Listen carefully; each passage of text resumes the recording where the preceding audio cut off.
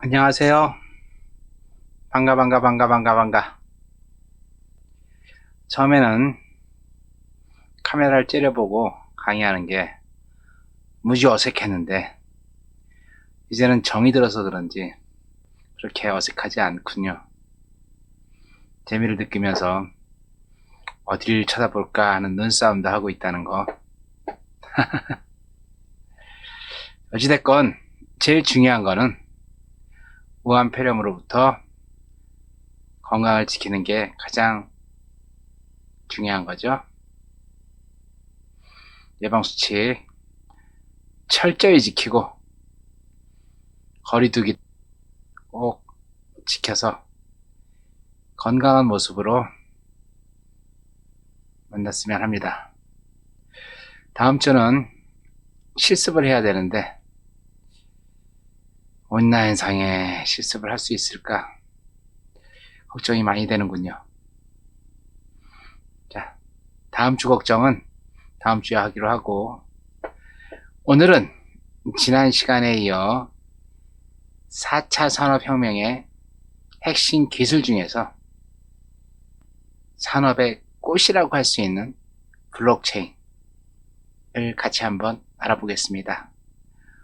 자, 가시죠. SNS 활용 제3장 4차 산업혁명과 핵심 기술.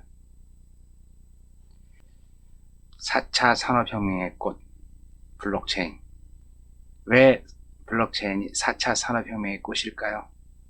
그거는 강의 끝나고 나서 왜 블록체인이 4차 산업혁명의 꽃인지 알았으면 합니다. 블록체인에 앞서 컴퓨터의 4대 구성요소,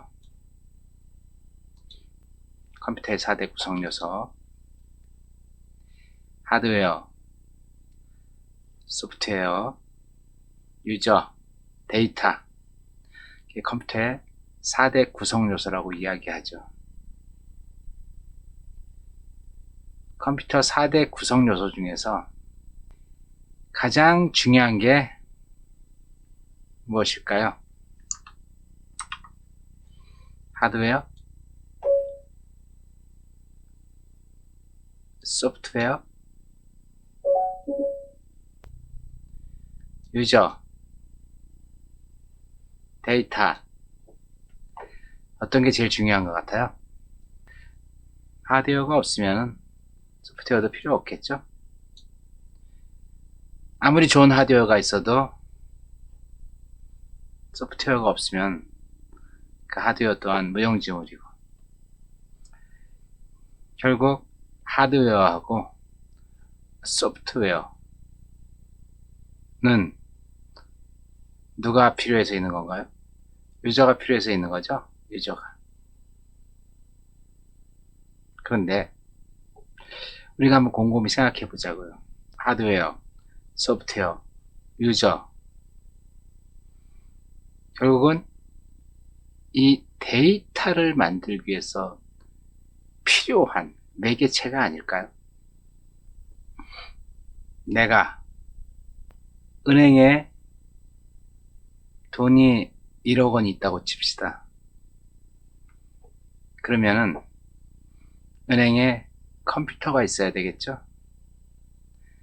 은행에서 입출금을 관리하는 소프트웨어가 있어야 되겠죠? 그리고 은행원들이 내 계좌 입금되고 출금되고 하는 거에 대한 입력을 할 수 있는 은행원. 만약에 인터넷 뱅킹을 한다면 내가 그 유저가 되겠죠? 근데 그렇게 하는 이유가 뭘까요? 결론은 내 계좌, 신한은행, 국민은행, 우리은행 계좌에 1억이라고 찍혀 있는 걸 만들기 위해서 그 많은 작업들을 하는 거 아닐까요? 자, 결국은 컴퓨터의 4대 구성 요소 중에서 가장 중요한 것은 뭐다? 데이터입니다. 데이터. 우리가 이 데이터를 만들기 위해서 굉장히 노력을 하는 거죠. 우리나라에 슈퍼컴퓨터가 2대 들어와 있다고 하죠. 어디에 들어와 있어요? 네, 기상청에 들어와 있습니다. 슈퍼컴퓨터. 하드웨어적으로는 가장 좋은 거죠. 거기서 기상 예측 프로그램, 태풍 진로 프로그램, 그거를 예측할 수 있는 소프트웨어가 있어야 될 테고, 그 예측 시뮬레이션 할 수 있는 유저도 있어야 될 테고. 근데 가장 중요한 건 뭐죠? 그 태풍의 진로. 태풍이 어느 경로를 통해서 어떻게 간다는 거 하는 이 데이터를 만들기 위해서 이 많은 일들이 이루어지고 있는 거 아닐까요? 그래서 제가 볼 때는 컴퓨터 4대 구성 요소 중에서 가장 중요한 거는 데이터라고 생각합니다. 왜 이런 얘기를 했는지 우리 한번 천천히 짚고 넘어가겠습니다. 자, 그러면은 산업의 꽃이라고 할 수 있는 블록체인에 대해서 같이 한번 알아보겠습니다. 블록체인이란 무엇일까요? 블록체인.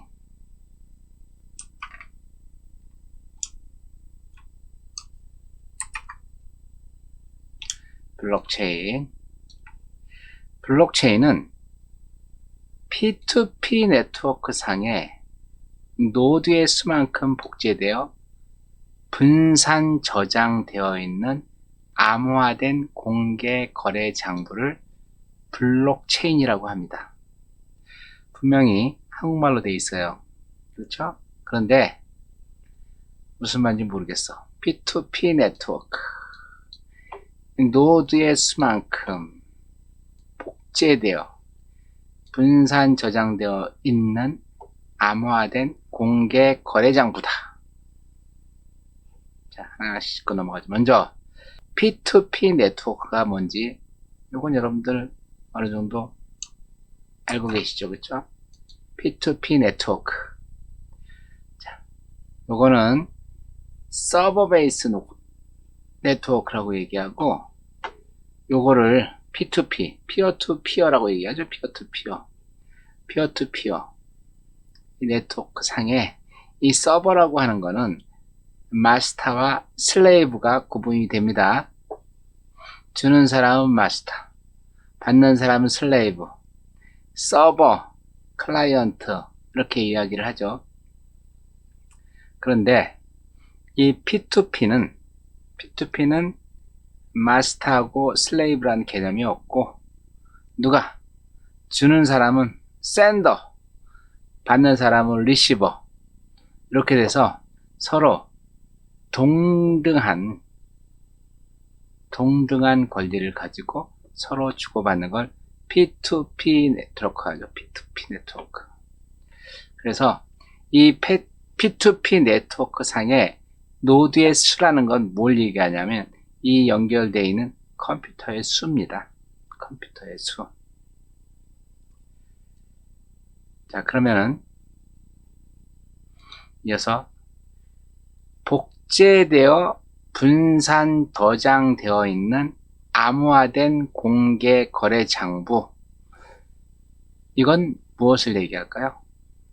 이건 거래 장부가 뭔지 알죠? 거래 장부. 이게 거래 장부입니다. 이 거래 장부는 여기에 뭐라고 써 있어요? 박경호 10억 이렇게 써 있겠죠? 박경호 10억. 그런데 복제되어 분산 저장되어 있는 암호화된 자, 암호화된이라고 하는 거에 대해서는 여러분들 요 사이트 http convert-string.com/ko/hash/sha256 이라는 사이트를 직접 한번 들어가 보세요. 들어가면은 한번 들어가 보겠습니다. 자, 이런 화면이 뜹니다. 이런 화면. 이게 뭐냐면 256이라고 하는 해시 코드를 만들어 주는 겁니다. 해시 코드는 뭐냐면은 여기다 내가 한글을 써요. 안녕하세요.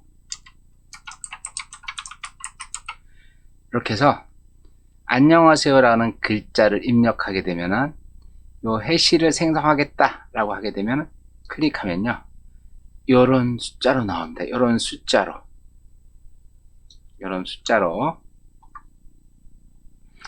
자, 반갑습니다.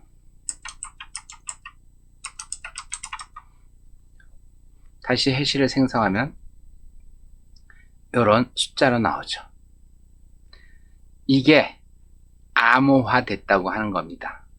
예를 들어서 제가 신한은행 계좌에 10억이 있다. 그러면 박경호 10억.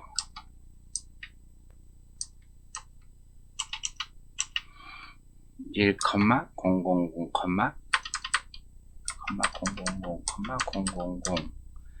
10 됐나요?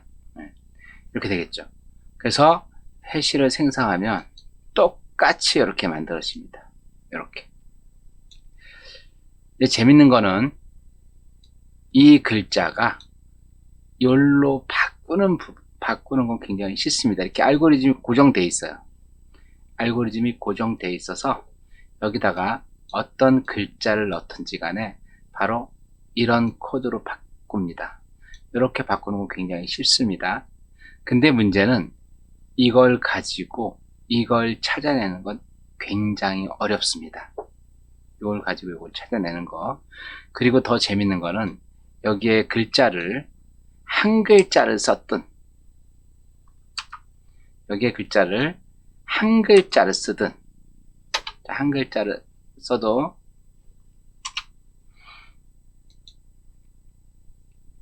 똑같이 이런 바이트의 글자가 나오죠. 자, 그리고 여기에다가 만 글자를 써도, 만 글자 써볼까요 한번?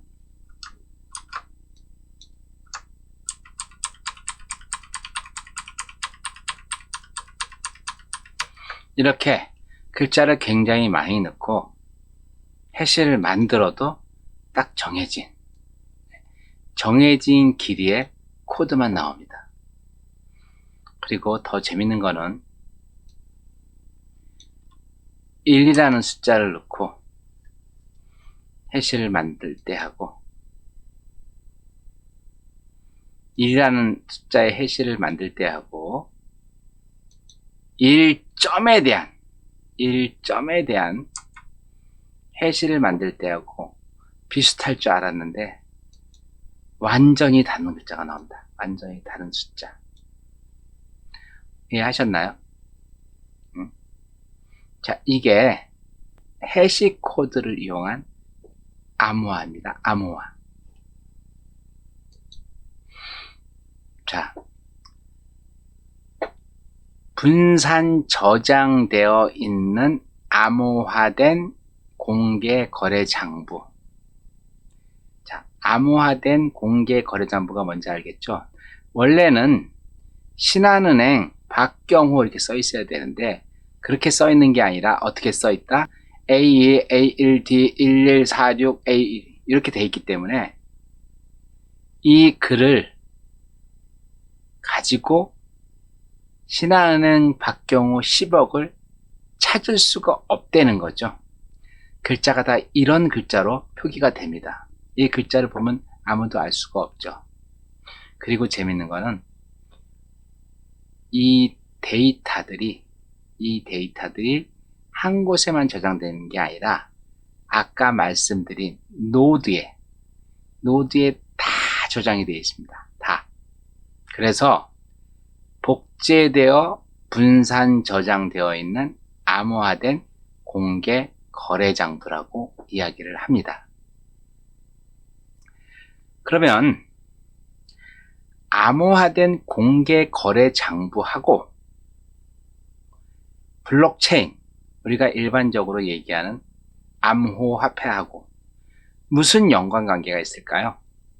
공개 거래 장부하고 암호화폐하고 어떤 관계가 있는지 같이 한번 알아보도록 하죠.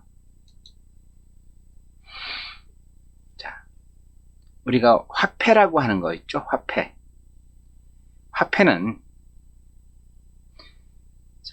1세대는 엽전 같은 걸 만들었었죠. 엽전. 2세대는 동전과 지폐를 만들었었죠. 3세대 화폐는 카드, 신용카드가 3세대 화폐라고 얘기를 합니다. 4세대 화폐는 스마트폰으로 지갑을 만들어서 서로 금전 거래를 할 수 있는 비트코인 같은 거를 4세대 화폐라고 얘기를 합니다. 자, 우리 1세대 화폐하고 2세대 화폐는 우리가 눈으로 보면 볼 수가 있습니다. 하지만 3세대 화폐하고 4세대 화폐는 눈으로 볼 수가 없죠. 눈으로 보지 못하고 무엇으로 볼 수 있어요? 네, 장부로 볼 수 있는 거죠. 장부로. 박경호가 입금이 얼마가 되고 출금이 얼마가 돼서 잔액이 얼마 남았다. 이게 제가 가지고 있는 화폐 아닐까요? 제가 5천만 원을 가지고 있다. 그러면 5만원 거는 5만원권 1000장을 지갑에 넣고 있을 때 제가 5천만 원을 가지고 있는 게 아니지 않습니까? 내가 5천만 원, 내가 1억이 있다고 하는 거는 내가 개설한 은행 계좌에 내 이름으로 잔액이 5천만 원이 있다. 1억 원이 있다. 이런 얘기 아닐까요? 그렇다면 결국은 화폐라는 거는 엽전이나 동전, 지폐가 화폐가 아니고 무엇이 화폐다? 컴퓨터상 검증된 기관의 장부가 곧 화폐가 되겠죠. 이해되셨나요? 자, 다시 한번 얘기하겠습니다. 화폐는 뭐다? 화폐는 지갑에 있는 지폐가 화폐가 아니라 검증된 기관의 컴퓨터에 기록된 장부가 나의 화폐다. 정확하게 이해하셔야 됩니다. 자, 그러면은 블록체인이 어떻게 탄생했는지 경제학적인 측면, 일반적으로 블록체인은 비트코인 때문에 만들어졌습니다. 비트코인, 암호화폐라고 하는 비트코인 때문에 만들어진 게 블록체인입니다. 그래서 이 비트코인이 어떻게 탄생하게 됐는지 그 탄생 배경에 대해서 한번 말씀을 드리도록 하겠습니다. 비트코인의 탄생 배경, 비트코인이 탄생 배경을 하면은 꼭 나오는 얘기가 서브프라임 모기지 사태입니다. 서브프라임 모기지 사태. 서브프라임 모기지가 뭐냐? 여기서 얘기하는 모기지는 주택담보대출을 이야기합니다. 주택담보대출. 우리 재산을 가지고 맡겨서 은행에서 돈 빌리는 거 있죠? 그게 바로 모기지라고 이야기합니다. 서브프라임 뭐냐? 서브프라임은 신용이 안 좋은 사람을 서브프라임이라고 이야기합니다. 그래서 서브프라임 모기지론이라고 하는 거는 주택담보대출을 받아야 하는데 신용 등급이 낮아서 대출을 받지 못하는 사람들을 위해서 대출을 해준 그런 시스템이 서브프라임 모기지론이라고 합니다. 대출을 받을 수 없는 사람한테 대출을 해준 거. 그걸 서브프라임 모기지론이라고 합니다.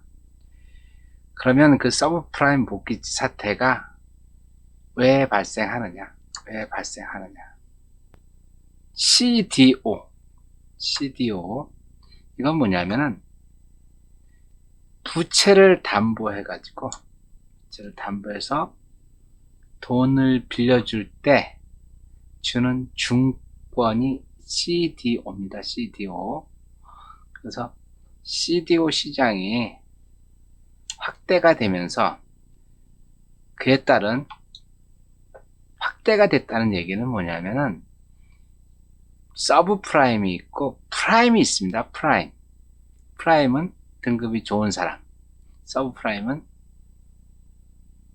신용 등급이 낮은 사람 이렇게 됩니다. 그래서 CDO가 확대됨에 따라 등급이 높은 사람들한테는 다 대출이 끝나가지고 더 이상 대출을 해줄 수가 없으니까 등급이 낮은 사람한테 무분별하게 대출을 해준 게 서브프라임 모기지 사태입니다. 모기지론의 구조는 이렇습니다.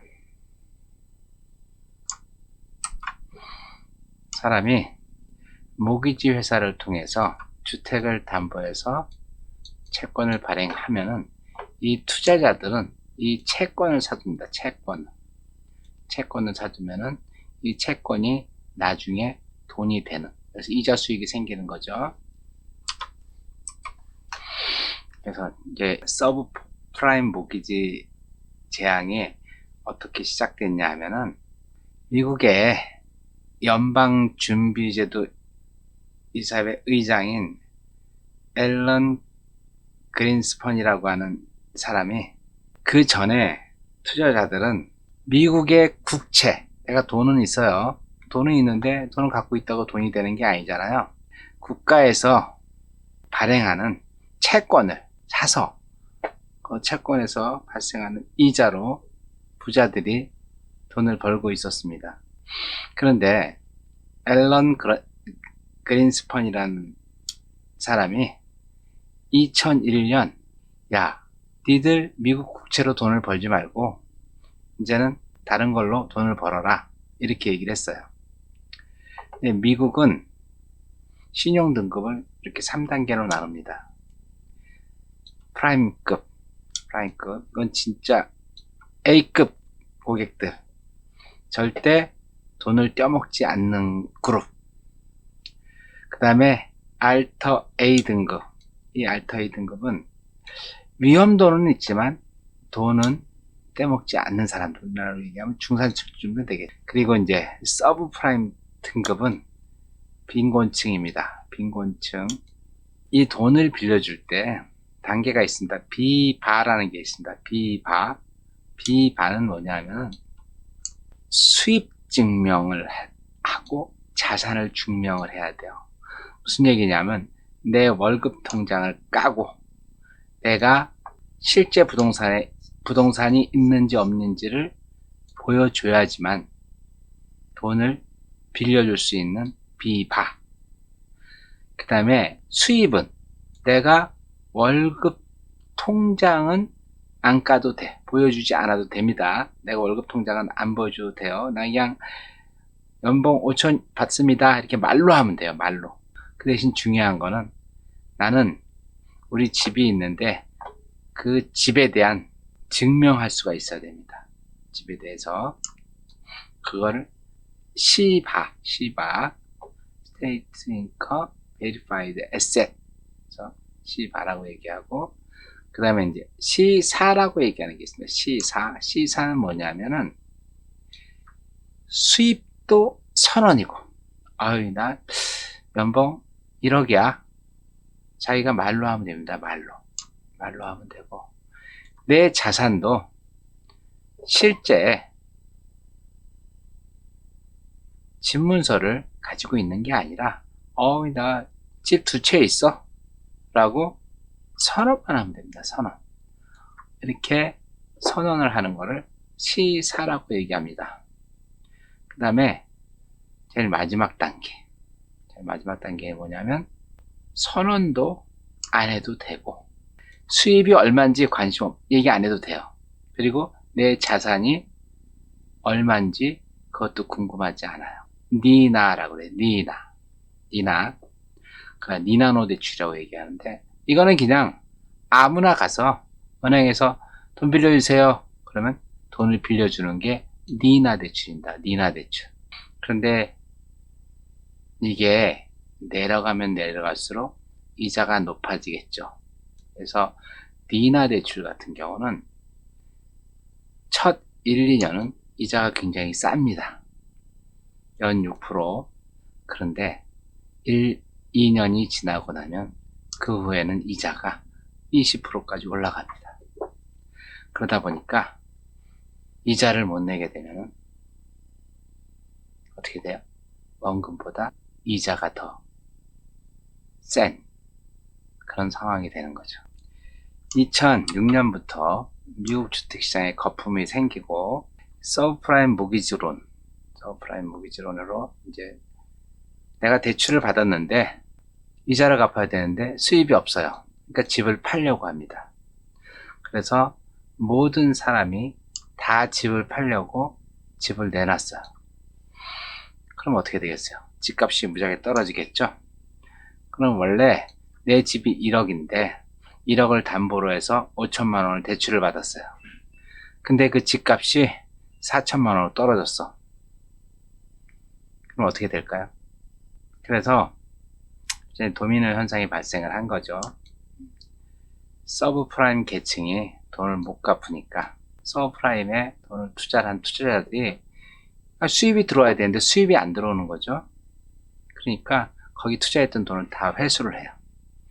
그랬더니 맨 처음에는 서브프라임에 있는 사람들이 돈을 못 갚다가 그 다음에는 알트에 있는 사람들까지 돈을 못 갚고 나중에 우량 등급인 사람들, 이 사람들도 부동산 값이 오르고 수입이 많아야 되는데 담보부 증권을 발행한 투자은행과 금융기관이 모두 파산을 하게 됐습니다.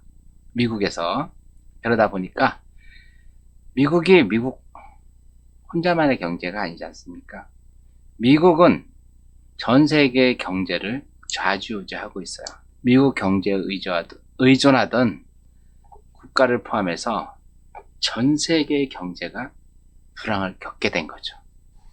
이걸 해결하기 위해서 미 연방준비위원회에선 양적 완화라는 걸 합니다. 양적 완화. 양적 완화는 다른 게 아니고 돈을 막 찍어내는 겁니다. 돈을.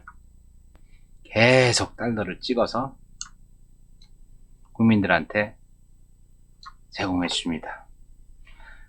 그럼 어떻게 되겠어요? 계란 하나 사는데 수천만 원을 들고 가야 되겠죠.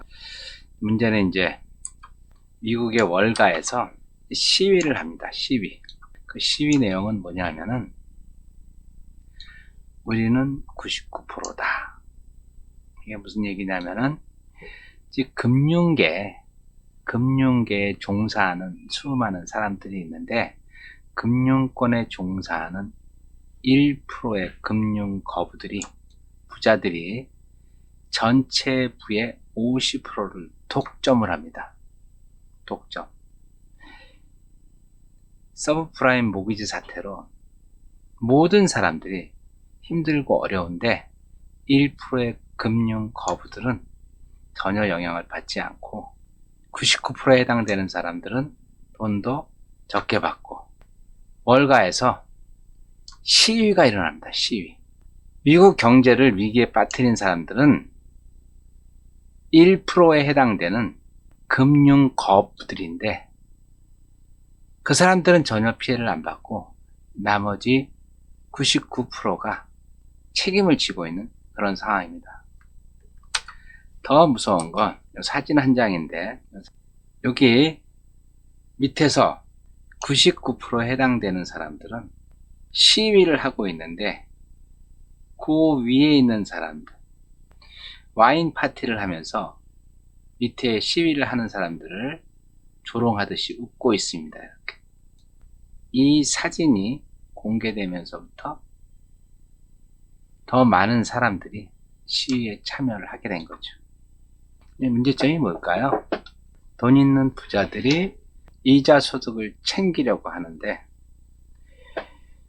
그게 어느 정도 담보를 가지고 있는 사람들한테 대출을 해줘야 되는데 아무한테나 막 대출을 해주고 나서 그 대출한 거를 갚으라고 닥달을 하다 보니까 그 사람들이 부동산을 싸게 내놓게 되는 거죠.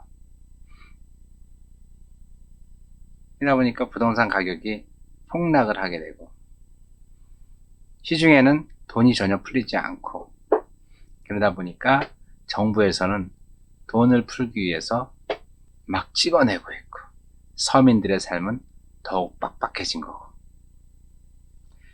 이걸 보고 있던 사토시 나카모토라고 하는 익명의 개발자가 9페이지짜리 논문을 공개합니다.